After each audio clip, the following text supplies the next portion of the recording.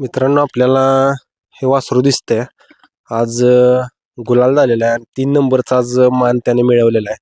आज मालकांना विचारूया आज गुलाल किती दिवसातून झाला आणि कुठल्या गावाचं वासरू आहे. पहिल्यांदा तुमचा परिचय सांगा प्रेक्षकांना आणि वासराचं नाव. नमस्ते, माझं नाव पैलवान सचिन भैया जाधव. हम्म. जाधववाडी. सिकंदर 81 पळतो. हम्म. तो बी मी घडवला आणि त्याचा बारका भाऊ आता पळतोय तो हा.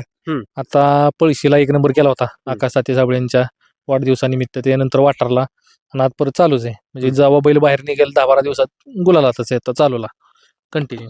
आता सिकंदर तयार केला तुम्ही हा. लहान बच्चा, म्हणजे तुमची चॉईस असेल किंवा वासराची पसंती असेल चांगली आहे. काय बघता वासरू एखादं घेताना? मी वासरू घेताना खराब असू कसंही असू द्या, फक्त वासराचं चारी पाय बघतो आणि शरीर बघतो. वासरू जर समजा चांगलं चाललं, आपल्याला आवडलं आपण घेतो. फक्त महत्वाचे चारी पाय आणि बैलाचं शरीर चांगलं पाहिजे. म्हणजे उद्या उठून तयार झाला तरी शरीर उठून दिसलं पाहिजे. कारण काय होत असतं माहिती आहे का, आता बैलगाड्या क्षेत्रात बरीच नवीन पिढी हात पडली आहे. बरीच लोक वासरं घेतात, घडवायचा प्रयत्न करतात, जशी पाहिजे तशी घडत नाहीत.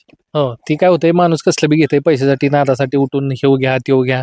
पण आपण स्वतःहून बघून स्वतः घडवलेली वस्तू कामालाच येते. आता माया धावणीची जेवढी बैल पळल्यात, सोन्या पळला, रायफल पळला, मोठा सिकंदर पळला, जेवढे बैल पळल्यात ती सगळी फायनलची मानकरी आहेत.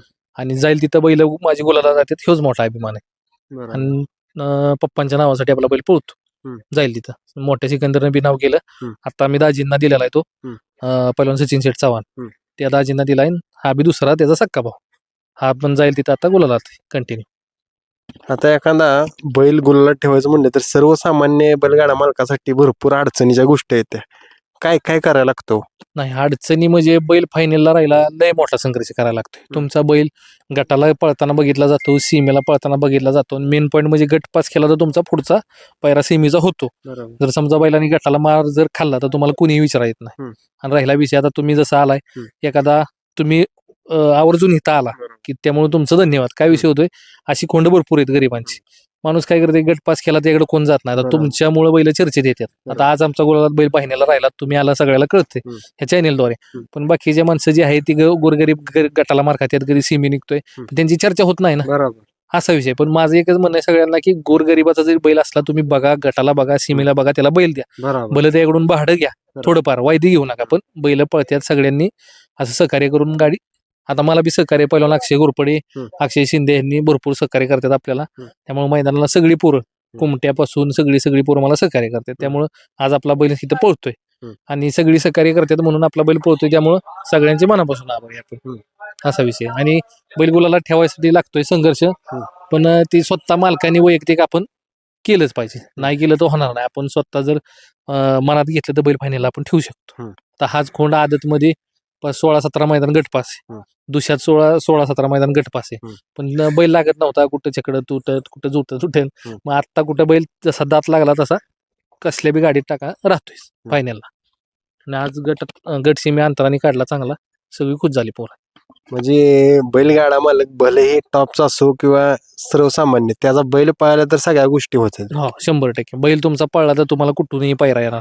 पण वैयक्तिक माझं मत असं आहे की पायरा सुद्धा मागताना आपला बैल कुठं पळतोय हे बघून तुम्ही पायरा मागितला पाहिजे. नाही तर उगाच आपला पळत नाही बैल आणि आपण एखाद्याला मागायचं, ती चुकीचं आहे. बाबा तुमचा बी पळतोय त्या लेवलला, तर आपण 100% बैल मागितला तरी काय हरकत नाही, असं. तुमच्यासारख्या मालकाला संघर्ष करायला लागतोय म्हणजे. हो, संघर्ष सगळ्यालाच करायला लागतो. आता माझं बी बैल नामांकित बैल पळत्या नाव आहे, पण विषय काय होतो, माणूस बैल तुमचा पळला तर तुम्हाला बैलगाडी क्षेत्रात आता किंमत आहे, नाही तर तुम्हाला पैरा भेटणं लय मोठी गोष्ट आहे. आणि काय होतंय, जर एखादा नाही म्हटला, कधी हो म्हटला, आपलं मैत्रीपूर्ण म्हणायचं, बाबा चला पुढचं मैदान पळूया. आणि ज्यावेळेस आपला बैल मैदानात पळतो त्यावेळेस सगळ्याला कळतंय की बाबा आपण ह्याच्यावर पळायला पाहिजे होतं, आपण बैल दिला नाही, असं. आता कॉन्टॅक्ट नंबर द्यायची गरज आहे तुमचा पायऱ्यासाठी? कॉन्टॅक्ट अख्खं सगळीकडे मला ओळखतात, तरी बी नंबर जरी सांगायचा असला तरी सांगतो. कुणाला जरी विचारलं पहिला सचिन भैया जाधव जाधववाडीचे, तुम्हाला कुणीही सांगा. कारण कसं आहे, आता तुम्ही टॉपचे बैलगाडा मालक आहे, सगळ्यांना माहिती आहे. म्हणजे सर्वसामान्य जी नवीन पिढी त्यांचीही वासरं पळत असतात. फक्त काय होतं, तुमच्या सारख्यांचा कॉन्टॅक्ट नसतो किंवा काय नसतं, त्यामुळे अंधारात राहते. आणि आजपर्यंत माझं रेकॉर्ड आहे, कुणाला जरी विचारलं तरी मी अजून 1 नंबरातला बैल घालून गुलाल केलेला नाही. सगळी जी बैल आहेत 2-3 नंबरातली नवीन बैल घालून गुलाल केला. आणि जेवढी मला जी बैल मागतात मी त्यांना बैल देतो. म्हणजे माझा हा स्वभावच आहे. आपल्याला ते आवडत नाही की आपला बैल पळतोय म्हणून असं हे करायचं, पण अजून सुद्धा कुणी मागितलंय का तरी आपण देणारच. त्याचा जरी खोंड गटाला बसत असला तरी आपण त्याला देणार. त्यामुळे काय हरकत नाही.